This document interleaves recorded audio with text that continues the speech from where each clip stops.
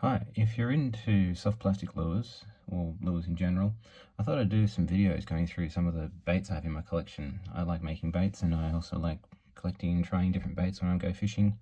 And so I just thought, some of these baits, I don't know how many people have heard of them. I've got some kind of obscure ones. I like going through searching the net for weird and wonderful baits, and so I just thought I'd do some videos to share them with people. So this is one I've got here. This is actually from Berkley, and despite being from Berkley, which is a big name brand, obviously, not a lot of people have heard of this bait. This is called the Bubble Creeper, and it was originally introduced in 2016 exclusively through the Japanese market. It was a bait that was developed in Japan as a rockfish lure, and as you can see, it's pretty out there, and I'm not really sure if it was released in the US, so if you are a US fisherman, let me know. I'd be interested to know.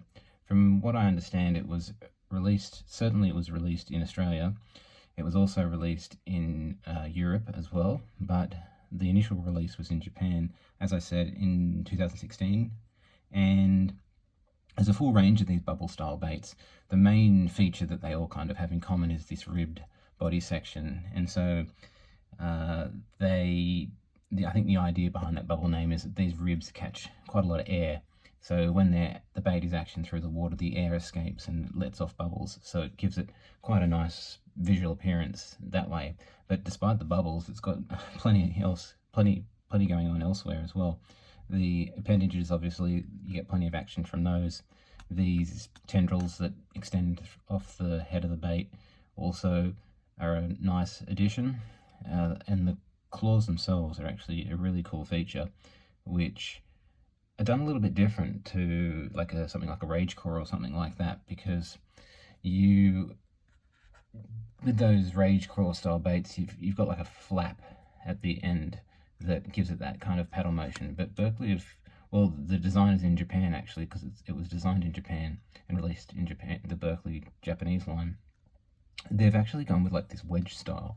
I'll see if I can get it on camera here, but you can see they've got it's a significant amount of material at the end of the claw, sorry, and it's like a wedge paddle, and it almost works more with weight than anything else. But the other thing they've done is where it attaches to the head of the bait here, it's extremely thin, so you get a huge amount of action from what is actually quite a large and substantial bait. Usually with some of these large baits, they have to bulk them out in order to, just purely because of the size, it scales up quite large, and they can be a bit cumbersome, I could say, to use, and so you usually have to use quite a fast retrieve to get any action out of them. This bait you can actually retrieve quite slowly. You can fish it quite almost like a finesse style bait and get plenty of action out of it, which makes it quite unique. They released this bait in 3 sizes. Initially it was a 4-inch, and then they also released a 3-inch, and then 2-inch as well, which I don't have, but would actually kind of be a good brim lure. And black porgy, which is a species similar to brim, was one of the target species originally that this bait was designed for. Some of the other features, obviously, are these nubs that are along the craw. You can see it's highly detailed. There's all these little sharp edges here. There's more bumps along the craw here. It's not. They certainly didn't go easy when it comes to features. In terms of the category you'd place this bait in, probably it's almost like a crawl creature kind of hybrid bait. And then I was thinking what similar baits would be on the market to this, and some of the ones I could think of were the Evolve creature bait, the Western Cree Craw, and the Zoom Z Craw are probably sort of similar, but I couldn't really find anything, and I don't know of anything that is exactly the same as this. So if you do know us, have any recommendations of a similar bait, put it in the comments, because this bait is now discontinued. You can't get it anymore. In terms of the colors that it came in, I've got some notes here with the colors listed. The 4-inch that I have here was released in Moby, I think it's pronounced, and that's kind of like a shrimp kind of color. It was also released in a clear red hologram fleck, a Junebug, a glow silver fleck, which is just a glow color with a fleck through it, a silver fleck through it. A camo, which is kind of like a watermelon type of thing. Akakin, which is actually this color here. Light blue silver fleck. And then there was light blue silver fleck, which was actually a limited first edition color. There was another color which is Yotsu Hamagani, and then there was another one called Sardine Shiner. There was, like I said, there was also a 3-inch and a 2-inch, which had a few other colors as well. In terms of, you know, the design, I don't know if it's because they, you know, it was a limited run bait and they didn't put too much effort into the mold design, but there are a few little issues with the mold here and there, just from a bait making perspective. Obviously this wouldn't make a difference to the fish. In terms of the distribution of the fleck, it is a little bit inconsistent on some of the baits. Some of them have a lot more fleck than others, and like you can see here, the lamination is actually parted along the like the lamination here, there's almost no lamination on this bait.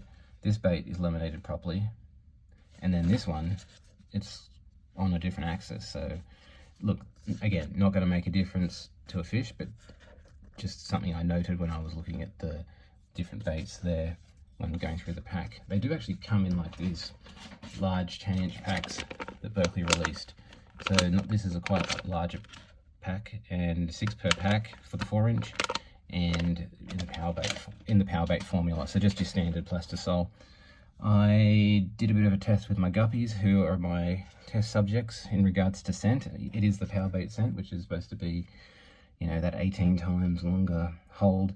But, you know, any of these plastisol baits, PVC baits, I'm not quite sure if there's really any benefit to them. Same with the Z-Man TPE baits. You know, they say they're scented, but I don't seem to find that they really are. Of course, you can add scent to these, and the ribs, in fact, are a good spot to add scents. So it's a really good holding place to add scent. That's one thing I look at when I look at a bait. You know, it might not be scented, but if it's got a space you can add some scent that's going to hold onto the bait all the more. You can also, of course, put scent on a smooth surfaced bait, but it just doesn't last as long. So the guppies, here's a video of what the guppies thought of it. I held it in front of them for a while and they weren't too interested.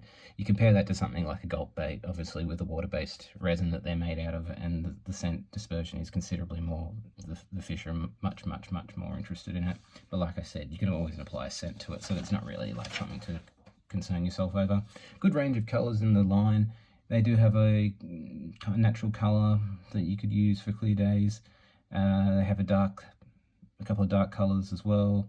There is a fluoro option, and I did actually notice, if I chuck this bait under UV light, I did actually notice that I don't know if it's coming up on camera, but the clear segment of this bait actually does have some UV colorant in it, and you can see it picking up there when I shine the UV on it. So that's interesting to note, but it's not marketed on the packet at all. It's always something worth checking out. Some baits don't actually say that they do have UV colorant in them, but they actually do when you shine a UV light against them. And UV's a really nice addition to baits, especially if you're fishing in murky or deep water. It makes a huge difference. You know, something like a motor oil, for example, is an extremely popular color, and some people don't even realize that a lot of motor oils have a UV in them. So like something like a Z-Man motor oil grub classic bait, that has a UV colorant in it. In terms of, you know, the way you could fish this, it's really actually quite versatile. You can use a Carolina rig on it, no worries at all. You can almost fish it like a Ned bait. You can actually, one of the things I look at when I look at a lure is how, you know, how can I modify the bait to fish in other ways. I'm just having a look here because I was mucking around. I got these on clearance, by the way. These were like $5 a pack, so it's really good value if you can find them online still. But here's an example of just playing around with the same bait. Just pulling the legs off, pulling the craws off, and playing around with it. You know, given that the attachment point on these craws is so thin, look, it's probably likely you're going to lose them eventually anyway, but it's good to know you could fish it, I think. As long as these tendrils stay on, you could fish it, I don't know, I guess you could fish it without the craws, probably not as effectively, but it does have a hook slot, and you can probably just make that out there.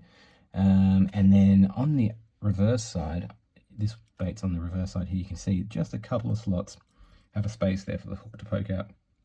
Sorry, for the hook to enter, so the hook would enter here, poke out here. These ribs aren't that deep, so the hook slot, I don't know if it's really worth it, but yeah, just it is there if you need it. In terms of the action, look, the action's really good. Like I said, on a slow retrieve, you get plenty of action. The buoyancy and is like it's got a really, really slow sink rate naturally without any weight at all. So you could fish this very light and still get plenty of action out of it, no problem at all. So it's quite versatile in that sense. This bait was released, like I said, in the power bait line in Australia and Japan, from what I can gather. But in Europe, it was actually released as under the Berkley Urban line. And the Berkley Urban line was kind of like a streetwear kind of line that was released around 2020. And it was like a line of products that was targeted towards European city anglers who are chasing fish like perch and zander and things like that. And they're kind of, the products were kind of styled with like streetwear and that kind of thing in mind. They're like really lightweight setups and kind of funky setups, just trying to target maybe a more youthful fishing market. So just a little tidbit there, if you are in Europe and looking for this bait, it might be under the Urban line, spelt URBN, rather than the power bait line. But from what I can gather, same bait. I did also want to mention some of the other bubble baits that are available that were released around the same time, and they include the bubble spear, the bubble leech, the bubble sardine, and the bubble creature, not to be confused with this one, which is the bubble creeper. So if you poke around on the internet, you might find some of these on clearance still and get them for a steal. Just wanted to put that out there, see if anyone's interested. If you have seen this bait, if you have fished it, tell me how effective it is. Tell us how you fished it. I'd be interested to know. Thank you.